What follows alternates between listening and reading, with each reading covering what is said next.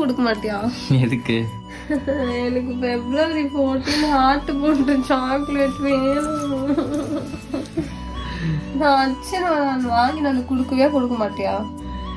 காசு இல்லடி, காசு இருந்தா வாங்கி நான் தர போறேன். பிச்சை எடுப்போ. காசு இல்ல பாப்பா, காசு பிச்சை எடுப்போம். உனக்கு அசிங்கமா இல்ல இப்படி கேட்டு எனக்கு February 14 நானே வாங்கி தரணும். உனக்கு அசிங்கமா இல்ல இப்படி கேட்டு வாங்கி தூக்க மாட்டேன்? உனக்கு அசிங்கமா இல்ல? நீ தான் வேலை பாக்குற, நானும் வேலை பாக்குறேன், வெட்டியா தானே இருக்கேன்.